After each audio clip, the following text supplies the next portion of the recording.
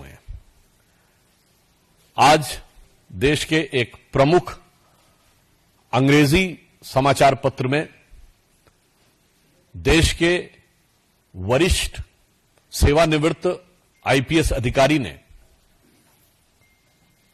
एक आर्टिकल लिखा है, जो उन्होंने वर्तमान समय में विश्व में सुरक्षा को लेकर हो रही गतिविधियों और भारत पर उसके पड़ने वाले प्रभाव की तरफ ध्यान आकृष्ट किया है।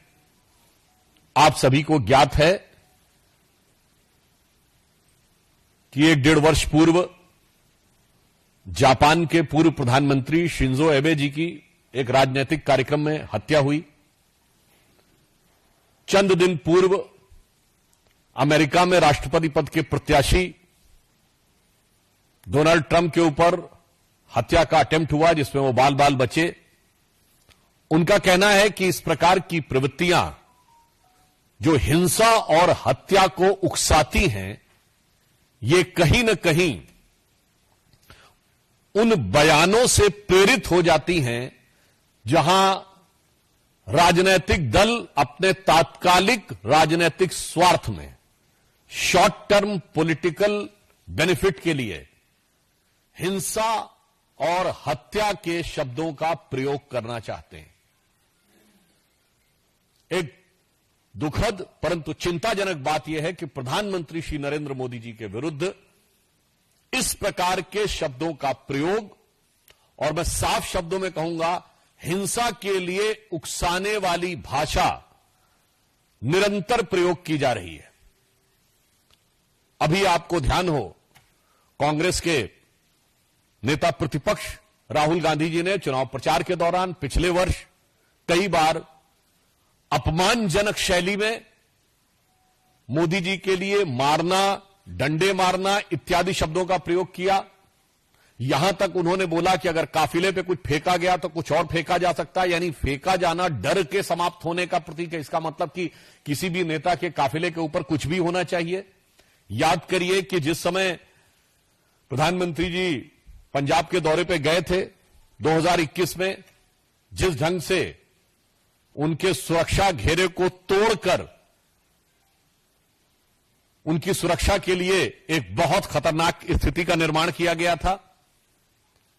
और इतना ही नहीं है, हम बहुत साफ शब्दों में कहना चाहेंगे कि मौत और हिंसा जैसे शब्दों का प्रयोग बयानों में नहीं होना चाहिए। क्या यह सत्य नहीं है कि कांग्रेस के कई वरिष्ठ नेताओं ने मोदी जी के लिए इस प्रकार की मौत और उस प्रकार की मौत जैसे शब्दों का प्रयोग किया? छुटभैये नेता नहीं थे, कांग्रेस के पूर्व केंद्रीय मंत्री जैसे लोग थे। क्या कब्र खुदेगी, मर जा जैसे शब्दों का प्रयोग किया गया, सर फोड़ देंगे ऐसे शब्दों का प्रयोग किया गया। और यह बात सिर्फ आज की नहीं है, यह विगत लंबे समय से चली आ रही है। मोदी जी के लिए जिन लोगों ने बोटी बोटी काटने जैसे शब्दों का प्रयोग किया, वो दूसरी पार्टी से लाकर आज कांग्रेस पार्टी के सांसद बन चुके हैं।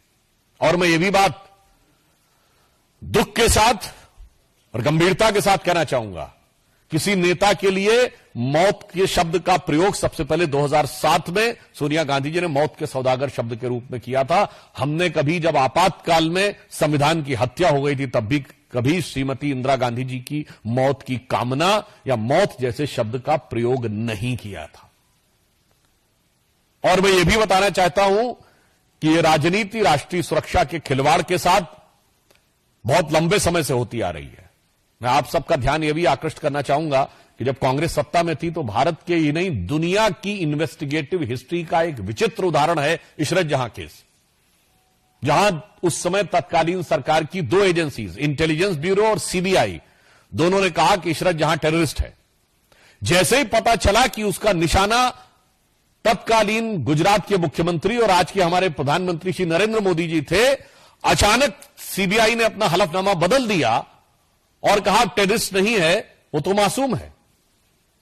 भारत के इतिहास में कभी without any reason U turn लेने का कोई उदाहरण नहीं मौजूद था। और आप सबको ध्यान होगा कि जब हमारी सरकार आई और इशरत जहां मामले की फाइल तलब की गई तो पता चला फाइल गायब, और संबंधित अधिकारियों के बयान है कि उन लोगों ने फाइल के ऊपर ऐसा कुछ नहीं लिखा था, केवल तत्कालीन गृह मंत्री ने, चिदंबरम साहब ने अपने आप वो नोट चेंज किया था।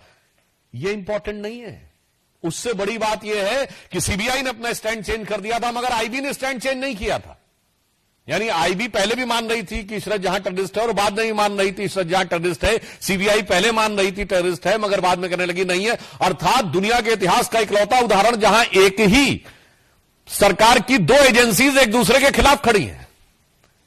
एक एजेंसी कह रही है कि टेररिस्ट है अमुक व्यक्ति, एक करे नहीं। क्यों? चूंकि प्रधानमंत्री श्री नरेंद्र मोदी जी की हत्या के इरादे से जाते हुए किसी टेररिस्ट को बचाव देने के लिए, कवर फायर देने के लिए किस सीमा तक जाया जा सकता है, यह उसका दुखद उदाहरण है। आप सबको याद हो 24 अक्टूबर 2013 को पटना की रैली में सीरियल ब्लास्ट हुए। कांग्रेस की केंद्र में सरकार थी। मैं पूछना चाहता हूं, क्या सुरक्षा व्यवस्था थी? नरेंद्र मोदी जी को Z+ सिक्योरिटी थी, और उसी सभा में हमारे तत्कालीन राष्ट्रीय अध्यक्ष और वर्तमान रक्षा मंत्री राजनाथ सिंह जी भी थे, उनके पास भी Z+ सिक्योरिटी थी सेंट्रल गवर्नमेंट की। दो नेता जिनके पास Z+ सिक्योरिटी हो सेंट्रल गवर्नमेंट की, और उसके लिए केंद्रीय सरकार ने क्या व्यवस्था की थी? इसलिए सुरक्षा और नेताओं की जान की कीमत पर राजनीति होनी चाहिए। इसके उलट हम बताते हैं, राहुल गांधी जी की यात्रा निकली, उनके बाद भी Z+ सिक्योरिटी है।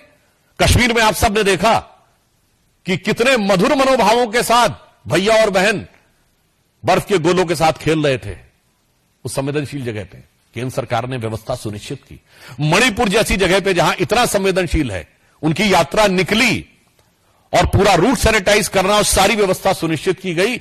इसलिए मैं कहना चाहता हूं कि भारत की राजनीति में राजनीति अपनी जगह है, नेताओं के साथ प्रतिस्पर्धा अपनी जगह है, मगर प्रधानमंत्री श्री नरेंद्र मोदी जी के विरुद्ध जो राहुल गांधी ने शब्द बोला था, संसद में याद दिलाना चाहता हूं, हिंसा हिंसा हिंसा,